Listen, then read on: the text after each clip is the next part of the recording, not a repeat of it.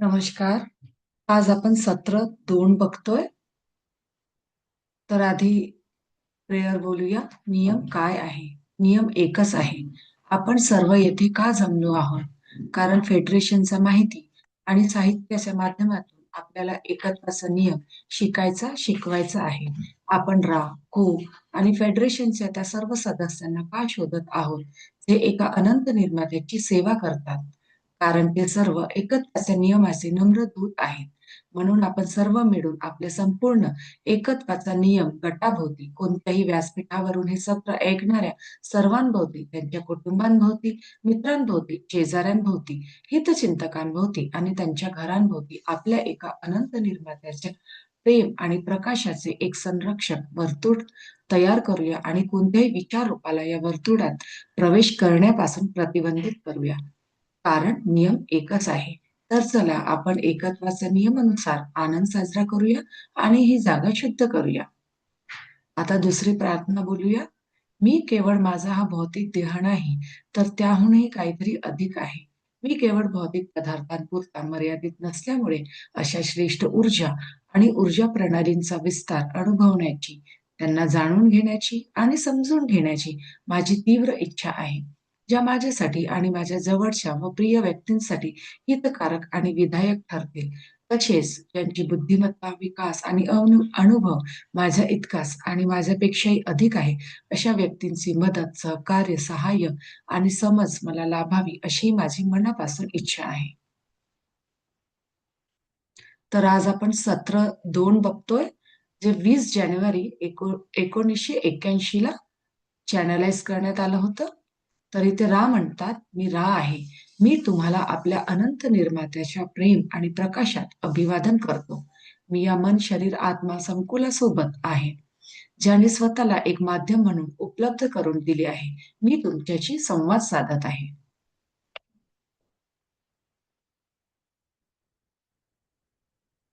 या काल अवकाशात तुमच्या मनाच्या विकृतींच्या प्रकटीकरणातून प्रश्न विचारले जाऊ शकतात. त्यामुळे मी या समूहाला खात्री देऊ इच्छितो की माझ्या सामाजिक स्मृती संकुलाची अशा काही मोजक्या व्यक्तींशी संवाद साधण्याची एक विशिष्ट पद्धत आहे. या व्यक्ती त्यांच्या स्वतःच्या विकृतींचा आमच्याशी मेळ घालू शकतात आणि ती पद्धत म्हणजे माहितीसाठी विचारल्या गेलेल्या प्रश्नांना प्रतिसाद देणे. आम्हाला ही पद्धत सोयीस्कर वाटते. आता प्रश्न विचारण्यास सुरुवात होऊ शकते.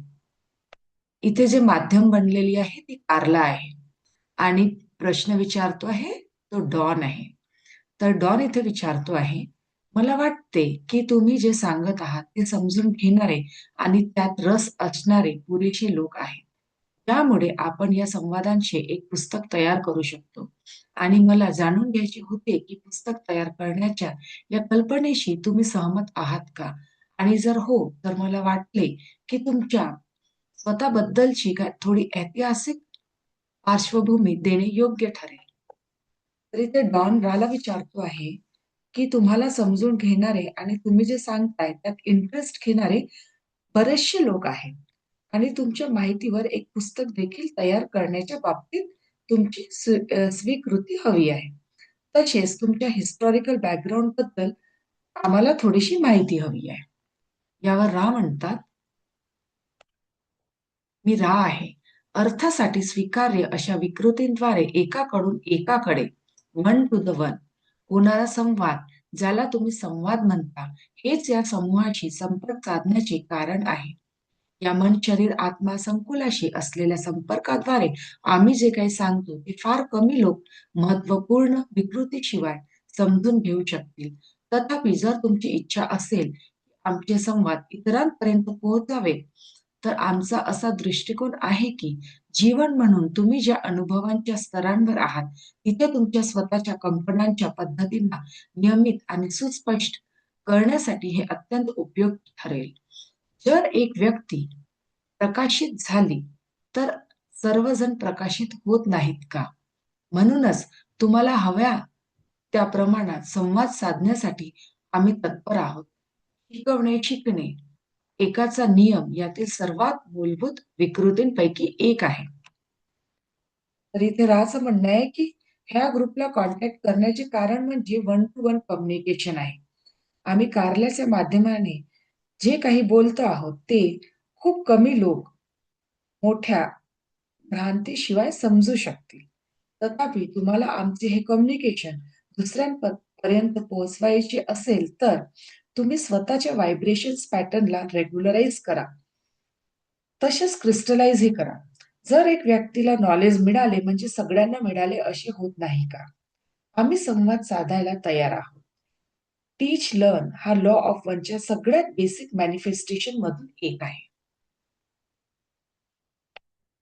डॉन पुढे विचारतो आहे, तुम्ही आम्हाला तुमच्या ऐतिहासिक पार्श्वभूमीबद्दल, या माया अवस्थेतील तुमच्या सुरुवातीच्या काळाबद्दल, कदाचित या ग्रहावरील तुमच्या त्या अवताराबद्दल, ज्याचा तुम्ही आधी उल्लेख केला होता, आणि या ग्रहावरील पृथ्वीच्या प्रजातींशी झालेल्या संपर्काबद्दल काही सांगू शकाल का? मग हे पुस्तक लिहिण्यासाठी आमच्याकडे सुरुवात करण्यासाठी काहीतरी ठोस माहिती असेल. त्यावर रा म्हणतात, मी रा आहे. आम्हाला जाणीव आहे की तुमचे मन शरीर हे शिकणे हे साधन तयार करण्याचे कार्य पार पाडण्यासाठी योग्य पद्धतीचा विचार करत आहे. तुम्ही ज्याला देहधारी अवस्था म्हणता ती तुम्हाला स्वारस्यपूर्ण वाटते याची आम्हाला जाणीव आहे. तुमच्या हजारो वर्षांच्या काल अवकाशामुळे एक बनावट प्रकारचे स्वारस्य निर्माण होते. यावर जोर देण्यासाठी आम्ही दुसऱ्या प्रश्नाची वाट पाहिली. म्हणून ही माहिती देताना आम्ही विनंती करतो की तुमच्या स्थानिक अवकाश काळातील आमच्या अनुभवांवर योग्य तो ताण दिला जाऊ नये. आमची जबाबदारी असलेले शिकणे हे ऐतिहासिक नसून तात्विक आहे. आम्ही आता तुमच्या विनंतीनुसार पुढे जाऊ, जिचे योग्य मूल्यांकन केल्यास ती निरुपद्रवी आहे. आम्ही या महासंघाचे सदस्य आहोत, जे तुमच्या 11,000 वर्षापूर्वी तुमच्या दोन ग्रहीय संस्कृतींमध्ये आलो होतो, ज्या त्यावेळी एकाच निर्मात्याच्या निर्मितीशी जवळून जोडलेल्या होत्या.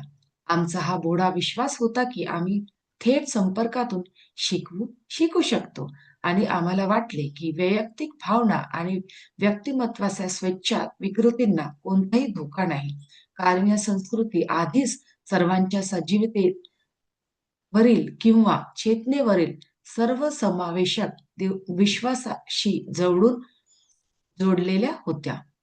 आम्ही आलो आणि ज्या लोकांची सेवा करण्याची आमची इच्छा होती, त्यांनी आमचे स्वागत केले. आम्ही त्यांना तांत्रिक मार्गांनी मदत करण्याचा प्रयत्न केला, ज्यात मन, शरीर, आत्मा संकुलातील विकृतींवर उपचार करणे समाविष्ट होते. हे उपचार विकृतीला अनुरूप अशा स्फटिकाच्या वापराद्वारे काल अवकाश पदार्थांच्या विशिष्ट योग्य गुणोत्तरांच्या मालिकेत ठेवून केले जात होते. अशा प्रकारे पिरामिड्सची निर्मिती झाली. आम्हाला आढळले की हे तंत्रज्ञान मुख्यत्वेकरून अशा लोकांसाठी राखीव होते ज्यांच्याकडे प्रभावी मन शरीर विकृतीची शक्ती होती. लॉ ऑफ वन नुसार हे अभिप्रेत नव्हते. आम्ही तुमच्या लोकांना सोडून गेलो. जो गट दक्षिण अमेरिकेच्या भागातील लोकांसोबत काम करणार होता, ज्याला तुम्ही तुमच्या क्षेत्राचा भाग म्हणता, त्यांनी इतक्या सहजपणे हार मानली नाही. ते परतले. आम्ही परतलो नाही. तथापि आम्ही तुमच्या स्पंदनातून कधीही बाहेर पडलो नाही, कारण आम्ही प्रथम चेतनेमध्ये जे बदल घडवले आणि नंतर जे लॉ ऑफ वनच्या कक्षेत न येणाऱ्या मार्गांनी विकृत झालेले आढळले, त्यासाठी आम्ही जबाबदार होतो. आम्ही ज्या भूमीवर आलो होतो त्या भूमीच्या शासकांनी संपर्क साधण्याचा त्या भूमीच्या शासकांशी संपर्क साधण्याचा प्रयत्न केला. ज्या भूमीला तुम्ही इजिप्त किंवा काही भागांमध्ये पवित्र भूमी म्हणता, तुमच्या अवकाश काळ विकृतींच्या नोंदीमध्ये ज्ञात असलेल्या 18व्या राजवंशात आम्ही एका फारोशी संपर्क साधू शकलो, ज्याला तुम्ही तसे म्हणाल. तुमच्या पातळीवर तो माणूस जीवानुभावाने अल्प होता आणि हे उपकरण ज्याला भटक्या म्हणेल तसा होता. त्यामुळे या मन शरीर आत्मा संकुलाने आमच्या संवादातील विकृती स्वीकारल्या आणि आपल्या विकृतींना आमच्या विकृतींमध्ये मिसळण्यास तो सक्षम झाला. या तरुण अस्तित्वाला एक ध्वनी कंपनात्मक संकुल देण्यात आले होते, जे एका समृद्ध देवाच्या सन्मानार्थ कंपन करत होते, ज्याला हे मन शरीर संकुल, ज्याला आपण सोयीसाठी उपकरण म्हणतो, अमून म्हणेल. या अस्तित्वाने ठरवले की अनेक देवांपैकी एकाच्या सन्मानार्थ असलेले हे नाव त्याच्या ध्वनी कंपनात्मक संकुलात समाविष्ट करण्यासाठी स्वीकार्य नाही, म्हणून त्याने आपले नाव बदलून सूर्यबिंबाच्या सन्मानार्थ ठेवले. ही विकृती जिला अटेन म्हटले जाते. ही संकल्पना आपल्या मन, शरीर, आत्मा या संकुलाच्या स्वरूपाबद्दलच्या समजेच्या अगदी जवळ जाणारी होती. तरीही ती संकल्पना मूळ उद्देशित शिकवण अध्ययन प्रक्रियेशी पूर्णपणे सुसंगत नव्हती. अखेनाटेन या व्यक्तीची अशी ठाम समजूत झाली होती की एकात्मीचे कंपन हेच खरे आध्यात्मिक कंपन आहे आणि म्हणूनच त्याने एकात्मीचा नियम जाहीर केला. मात्र त्याच्या या विचारांचा स्वीकार फारच थोड्या लोकांनी केला. त्याच्या पुजाऱ्यांनी केवळ वरकरणी मान्यता दर्शवली, परंतु सत्याचा शोध घेण्याची खरी आध्यात्मिक तळमळ त्यांच्यात नव्हती. सामान्य लोकांनी आपल्या जुन्या श्रद्धा पाळणे चालूच ठेवले. जेव्हा ही व्यक्ती या घनतेच्या पातळीवरून निघून गेली, तेव्हा अनेक देवतांवरील परस्पर विरोधी श्रद्धा पुन्हा प्रबळ झाल्या. ही स्थिती तोपर्यंत कायम राहिली जोपर्यंत मोहम्मद नावाच्या व्यक्तीने लोकांना मन, शरीर, आत्मा यांच्या परस्परासंबंधांची अधिक सुबोध संकल्पना दिली नाही. तुम्ही यावेळी याबद्दल अधिक तपशीलवार जाणून घेण्यात रस तुम्हाला यावेळी याबद्दल अधिक तपशीलवार जाणून घेण्यास रस आहे का?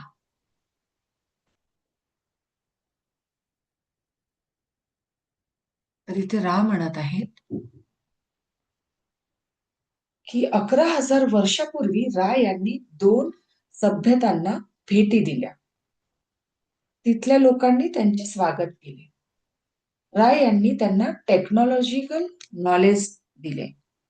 मन, शरीर, आत्मा संकुल म्हणजे पूर्ण शरीर आणि आत्मिक लेवलवर त्यांनी तिथल्या लोकांना उपचार शिकवले. हे उपचार क्रिस्टल्सद्वारे शिकवले गेले होते. अशा प्रकारे पिरॅमिड्सची निर्मिती झाली. रानी बघितलं की ह्या नॉलेजचा वापर काही विशिष्ट किंवा ताकदवर लोकांनी स्वतःच्या स्वार्थासाठी करून घेतला आहे. त्यामुळे राणी ह्या लोकांना सोडून दिले.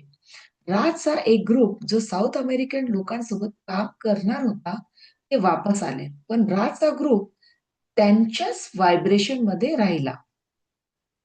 मग त्यांनी त्या काळातले राजा किंवा शासक यांच्याशी संपर्क करण्याचा प्रयत्न केला. ज्याला आपण इजिप्त किंवा होली लँड म्हणतो. तिथल्या शासकांशी संपर्क साधण्याचा राणी प्रयत्न केला. मग 18व्या राजवंशात एक तरुण मुलगा जो भटका होता, फारोशी ज्याला म्हणत आहेत, त्याच्याशी संपर्क साधण्यात यशस्वी झाले. त्याचं नाव अमून होते, जे एका देवावर ठेवण्यात आले होते. त्या काळचे सगळे देवी देवता जेव्हा तो लॉ ऑफ वनच्या संपर्कात आला, तेव्हा त्याने त्या काळचे सगळे देवी देवता नाकारले आणि स्वतःचं नाव बदलवून अतेन ठेवलं. जे सूर्याच्या भोवती असलेल्या डिस्कला तेव्हाचे लोक म्हणायचे. जशी आता आपण शनी ग्रहाच्या भोवती डिस्क बघतो, तशी तेव्हा सूर्याभोवती एक डिस्क असायची आणि इजिप्तचे लोक त्याला अतेन म्हणायचे. म्हणून त्यांनी अतेन हे नाव ठेवले. अतेननी मग तिथल्या लोकांना लॉ ऑफ वनचे ज्ञान देण्याचा खूप प्रयत्न केला. काही लोकांना ते पटले, काहींनी ते नाकारले. त्याच्या मरणानंतर लोकांनी पुन्हा देवी देवतांची पूजा करायला सुरुवात केली.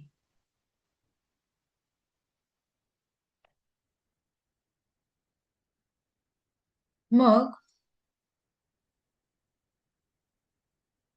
मोहम्मद नावाच्या एका व्यक्तीने लोकांना मन, शरीर, आत्मा यांच्या परस्पर संबंधाविषयी अधिक सुबोध संकल्पना दिली. म्हणजे त्यांनी मन, शरीर, आत्मा यांची कन्सेप्ट लोकांना समजावून सांगितले. पुढे राह विचारत आहेत की अजून पुढचं जाणून घेण्यात तुम्हाला इंटरेस्ट आहे का? आता बघूया डॉन काय म्हणतो. डॉन विचारतोय, तुम्ही सांगणार असलेल्या संपूर्ण कथेत आणि एकात्मीचा नियम सविस्तरपणे समजून घेण्यात आम्हाला खूप रस आहे. चर्चा पुढे जात असताना मी असे काही प्रश्न विचारेन ज्यांचा एकात्मीचा नियम समजून घेण्याशी थेट संबंध असेलच असे नाही. तरीही मला वाटते की हे वाचन करणाऱ्या पृथ्वीवरील लोकांसाठी शिकवण अध्ययन माध्यम म्हणून ही माहिती सादर करण्याचा योग्य मार्ग म्हणजे तुम्ही सांगत असलेल्या गोष्टींच्या विविध पैलूंचा सखोल आढावा घेणे हाच आहे. तुम्ही स्फटिक उपचार म्हणजे क्रिस्टल हिलिंग पद्धतीबद्दल बोलला होता. आणखी एक गोष्ट मला नमूद करायची आहे, ती म्हणजे जेव्हा माध्यम थकते, तेव्हा आम्हाला संवाद थांबायचा आहे आणि माध्यम पुन्हा ऊर्जित झाल्यावर तो सुरू करायचा आहे. आणि जर माध्यम यावेळी योग्य स्थितीत असेल, तर तुम्ही उल्लेख केलेल्या स्फटिक उपचार पद्धतीवर मला थोडी चर्चा करायला आवडेल. तर इथे डॉन क्रिस्टल हिलिंग बद्दल विचारतोय आणि कारल्याच्या स्थितीबद्दलही विचारतोय. म्हणजे कारला थकत आहे मधात, मग पुन्हा ती ऊर्जित होत आहे. यावर रा म्हणतात, मी रा आहे. स्फटिक उपचारांचे तत्व हे माया किंवा ज्याला तुम्ही भौतिक शरीर म्हणता, त्यांच्या रचनेच्या श्रेणीबद्ध स्वरूपाच्या आकलनावर आधारित आहे. काही स्फटिक आध्यात्मिक शरीरात प्रवेश करणाऱ्या ऊर्जेवर कार्य करतात. काही स्फटिक आत्मा ते मन यांच्यामधील अवस्थरांतरांवर कार्य करतात. तर काही स्फटिक मन आणि शरीर यांच्यातील अवस्थरांमध्ये समतोल साधतात. या सर्व स्फटिक उपचार पद्धतींमध्ये स्फटिकांना शुद्ध माध्यमांद्वारे ऊर्जित केले जाते. स्फटिकाचा वापर करणाऱ्या उपचारकर्त्याची स्वतःची आध्यात्मिक परिपक्वता किंवा स्फटिकरण झाल्याशिवाय तो स्फटिक योग्य प्रकारे ऊर्जित होऊ शकत नाही. दुसरा घटक म्हणजे तुम्ही ज्या ग्रहावर राहता, त्या ग्रहाच्या ऊर्जा क्षेत्रांची योग्य ताळमेळ राखणे, तसेच ग्रहाच्या आभामंडळात प्रवेश करणाऱ्या वैश्विक लहरी किंवा ऊर्जा प्रवाह यांच्याशी जुळवून घेणे. या प्रक्रियेत विशिष्ट आकार आणि त्या आकारांमधील घटकांची मांडणी यांचे योग्य प्रमाण गुंतागुंत सोडवण्यासाठी किंवा समतोल साधण्यासाठी उपयुक्त ठरते. वापरल्या जाणाऱ्या विविध स्फटिकांबद्दल सविस्तर चर्चा करणे या माध्यमासाठी खूप थकवणारे ठरेल. तरीही तुम्हाला हवे असल्यास तुम्ही दुसऱ्या सत्रात आम्हाला त्याबद्दल विचारू शकता. स्फटिकाची निवड करण्याची प्रक्रिया अत्यंत सूक्ष्म आणि महत्वाची असते. खरे तर हिरा आणि माणिक यांच्यासारख्या स्फटिक रचनांना वापर एकाचे प्रेम आणि प्रकाशाने ओतप्रोत भरलेल्या आणि शुद्ध झालेल्या माध्यमांद्वारे जवळ कोणत्याही कार्यासाठी केला जाऊ शकतो.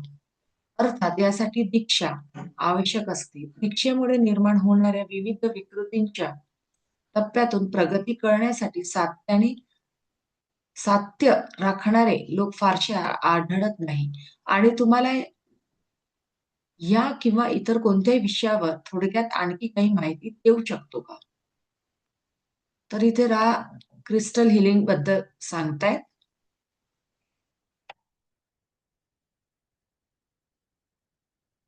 विविध क्रिस्टल हे विविध प्रकारे आपल्या शरीरावर काम करतात. काही क्रिस्टल स्पिरिच्युअल बॉडीमध्ये येणाऱ्या ऊर्जेवर कार्य करतात. याचप्रमाणे वेगवेगळे क्रिस्टल बद्दल राणी इथे माहिती दिली आहे. सगळे आणि रा पुढे म्हणत आहेत की जर सगळे डिटेल्स आपण इथेच घेतले तर कारला थकू शकते. त्यामुळे पुढच्या सेशन मध्ये आपण यावर डिस्कस करू शकतो.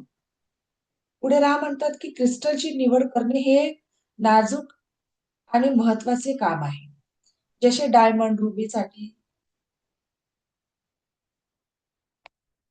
जो माध्यम म्हणजे क्रिस्टल हिलर असणार तो लॉ ऑफ वनच्या अनुसार प्रेम आणि प्रकाशाने परिपूर्ण असायला पाहिजे. म्हणजे जो हीलर असणार तो शुद्ध असायला पाहिजे.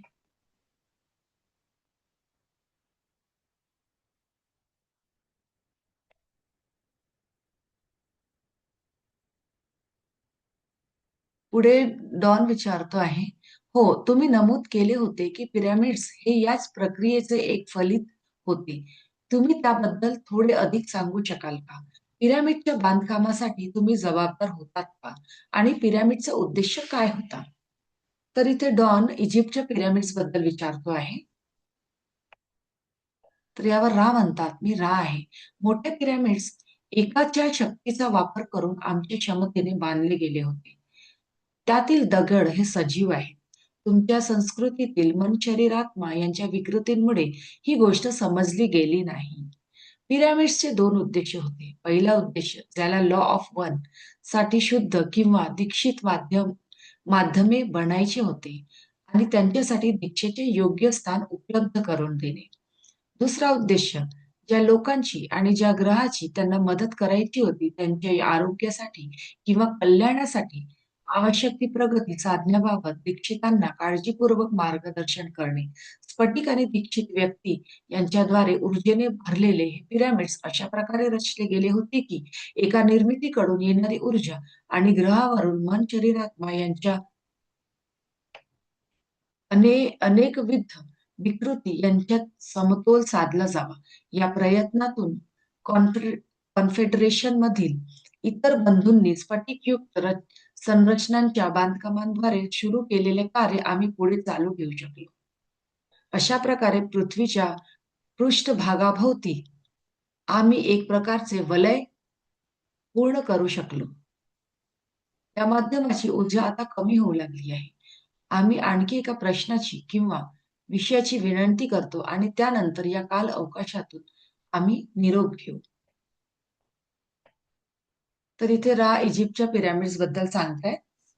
मोठे पिरॅमिड्स फोर्सेस ऑफ वनचा वापर करून बनवले गेले होते. ह्यातले दगड सजीव आहे. पिरॅमिड्सचे दोन उद्देश होते. ज्यांना शुद्ध किंवा दीक्षित म्हणजे इनिशिएटर किंवा आपण त्यांना माध्यम म्हणू बनायचे होते, त्यांच्यासाठी दीक्षेचे स्थान निर्माण करणे आणि दुसरे उद्देश म्हणजे लोकांची आणि ग्रहाची मदत करणारे जे हीलर होते, म्हणजे जे माध्यम होते, त्यांना साठी गाईड करणे. हे पिरॅमिड्स असे डिझाईन केले होते की क्रिस्टल आणि इनिशिएटर म्हणजे माध्यम यांच्या एनर्जीज व वन क्रिएटरची एनर्जी ही बॅलन्स होईल. कॉन्फेडरेशनच्या मेंबर्सनी हे काम सुरू केले होते, ज्यांनी जे पुढे राहणी चालूच ठेवले. पुढे डॉन विचारतोय,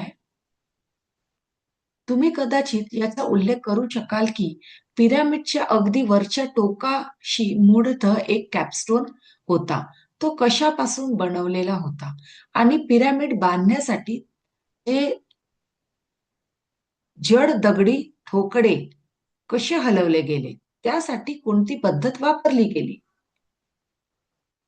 तर इथे रा म्हणतात, मी रा आहे. माझी विनंती आहे की हा प्रश्न आम्हाला आमच्या पुढील कालावधीत विचारला जावा, ज्याला तुम्ही आमच्या ऊर्जांमधून निर्माण होणाऱ्या विकृतींच्या देवाणघेवाणीची प्रक्रिया म्हणता. जर तुम्हाला या मन, शरीर, आत्मा योग्य वापराबाबत काही प्रश्न असतील तर तुम्ही त्यांना आताच विचारले तर आम्हाला आवडेल.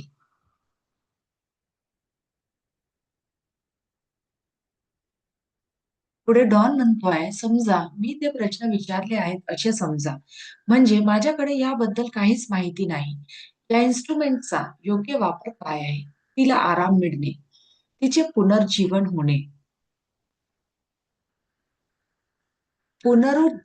होणे इत्यादी गोष्टींची क्षमता वाढवण्यासाठी आम्ही काय केले पाहिजे? तर इथे डॉन कार्लाबद्दल विचारतो आहे की कार्लाला आराम मिळायसाठी त्यांनी काय करायला पाहिजे. कारण कारला ही माध्यम होती आणि ती राला चॅनलाइज करत होती. तिथे रा म्हणतात, मी रा आहे, तुम्ही हा प्रश्न विचारला याचा आम्हाला आनंद आहे. कारण थेट प्रश्न विचारल्याशिवाय तत्वज्ञानाव्यतिरिक्त इतर कोणत्याही विषयावर आमचे दृष्टिकोन मांडण्याचा अधिकार किंवा कर्तव्य आम्हाला आहे असे आम्हाला वाटत नाही. तथापि या मन शरीर आत्मा योग्य संकुलाचा योग्य वापर केला जात नाहीये आणि त्यामुळे थकव्याच्या स्वरूपात शरीरात अनावश्यक विकृती निर्माण होत आहेत. म्हणजे इथे कारला अधिक थकत चालली आहे याबद्दल रात सांगत आहेत. सर्कल ऑफ वन एकात्मेचे वर्तुळ कडे वळून आणि तसे करताना खालील संवाद उच्चारून या कंपनांचे शुद्धीकरण केले जाऊ शकते. तर इथे रा म्हणत आहेत, एक वर्तुळ कारल्याच्या भोवती तयार करायला पाहिजे आणि मग हे शब्द बोलायला पाहिजे, जे आता रा पुढे सांगणार आहेत. नियम काय आहे? नियम एक एक हाच आहे. आपण इथे का आहोत? आपण एकात्मेचा नियम शोधत आहोत. आपण राला का शोधत आहोत? रा हा एकात्मेचा नियमाचा एक नम्र दूत आहे. तर मग आनंद करा आणि एकात्मेच्या नियमाद्वारे या जागेचे शुद्धीकरण करा. आम्ही या माध्यमाभोवती जे वर्तुळ आखले आहे त्यात कोणत्याही विचार रूपाला प्रवेश देऊ नका, कारण नियम एकच एक हाच आहे. तर ही प्रेयर राणी सांगितली आहे की कारलाला एका सर्कल ऑफ वन मध्ये ठेवून ही प्रेयर बोलायला पाहिजे. पुढे रा म्हणतात, यावेळी त्या माध्यमाची अवस्था ट्रान्समध्ये असावी. म्हणजे कारला ही ट्रान्समध्ये असावी, समाधी अवस्थेत असावी. योग्य मांडणी म्हणजे डोके उत्तरेकडून ईशान्येकडे 20 अंशाच्या कोनात असावे. ही ती दिशा आहे जिथून प्रेम प्रकाश यांच्या नवीन किंवा न्यू एज काळातील ज्या कमी विकृत आहेत अशा लहरी येत आहेत आणि या माध्यमाला त्यात आराम मिळेल. हे एक संवेदनशील माध्यम आहे. याचा अर्थ असा की तिचा मन शरीर आत्मा संकुलात प्रवेश करणाऱ्या विकृती तिच्या कोणत्याही इंद्रियांद्वारे येऊ शकतात. म्हणून खालील गोष्टी करणे योग्य ठरेल. या व्यक्तीच्या माध्यमाच्या डोक्याजवळ पाण्याचा एक नवीन पेला किंवा पात्र ठेवा. मध्यभागी एक त्या माध्यमाच्या मानसिक विकृतींची आणि एकात्मेच्या नियमाशी जे सर्वात जवळचा संबंध असलेले पुस्तक ठेवा. ते म्हणजे बायबल, ज्याला ती सर्वात जास्त वेळा स्पर्श करते. बायबलच्या दुसऱ्या बाजूला एक नवीन धूपपात्रात थोडासा धूप ठेवा. एकात्मेचे प्रतीक असलेल्या आणि जॉनचे शुभ वर्तमान अध्याय पहिला येथे उघडून ठेवलेल्या त्या पुस्तकाच्या मागे एक पांढरी मेणबत्ती ठेवा. पांढरे वस्त्र परिधान केल्याने साधन अधिक शक्तिशाली होईल. साधन झाकलेले आणि पालथे झोपलेले असेल, त्याचे डोळे झाकलेले असतील. आम्हाला असे वाटते, जरी हे गुंतागुंतीची क्रिया परिस्थिती असली आणि एका हेतुपूर्ण शिकवण्याच्या अनुभवापेक्षा खूप विकृत वाटत असली तरी समाधीच्या तंत्रावरील हे सविस्तर विवेचन साधनाच्या सभोवतालच्या लोकांच्या मनातील विकृती कमी करेल, कारण त्यांना थकव्या संदर्भातील साधनाच्या विकृतीमध्ये सुधारणा जाणवेल. आम्ही फक्त एवढेच सांगू इच्छितो की जर हे शिकवण्याची सत्रे अशा वेळी किंवा जागेत आयोजित केली जात असतील जिथे तुमचे सूर्य शरीर तुमची खोली प्रकाशित करत नसेल, तर प्रकाश यंत्रणा प्रज्वलित होण्यापूर्वी साधनाला आवाहन करणे सर्वोत्तम आहे. तर राय यांनी इथे प्रेयर सांगितली आहे, जी आता आपण बघितली. आणि कारल्याला चॅनलाइज म्हणजे चॅनलिंग करताना कसे ठेवायचे याबद्दल सांगितले आहे. म्हणजे ती समाधी अवस्थेत असायला हवी. तिचे डोके नॉर्थ ईस्टला 20 डिग्री असायला हवे. ज्यामुळे त्या दिशेने येणाऱ्या पॉझिटिव्ह ऊर्जा तिच्यापर्यंत पोहोचतील आणि तिला थोडा आराम मिळेल. तिच्या डोक्याजवळ पाण्याने भरलेले एक पात्र ठेवायला सांगितले आहे. मध्यभागी बायबल ठेवायला सांगितले आहे. कारण तिचा विश्वास बायबलवर जास्त होता. त्यामुळे इथे राणी बायबल सांगितले आहे. बायबलच्या दुसऱ्या बाजूला नवीन धूप पात्रात थोडा धूप ठेवायला सांगितले आहे. आणि गॉस्पेल ऑफ जॉन हा चा पहिला अध्याय उघडून ठेवायला सांगितलाय.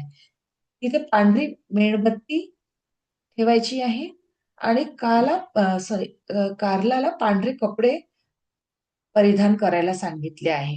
तिच्या अंगावर अ, म्हणजे तिच्या अंगावर पण झाकून ठेवायला सांगितले आहे आणि तिचे डोळे झाकलेले असायला पाहिजे असे राह म्हणत आहेत.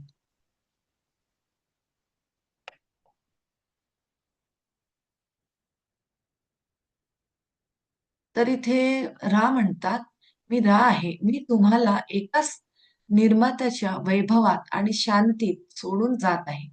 प्रेम आणि प्रकाशात आनंदित व्हा आणि एकाच निर्मात्याच्या सामर्थ्याने पुढे जा. आनंदाने आम्ही तुम्हाला सोडून जात आहोत. अदोनाय. तर रा जेव्हाही जातात, तेव्हा अदोनाय म्हणतात. जसे आपण टाटा किंवा बाय म्हणतो, तसे रा अदोनाय म्हणतात. तर हे दुसरं सत्र इथेच संपलेलं आहे. धन्यवाद.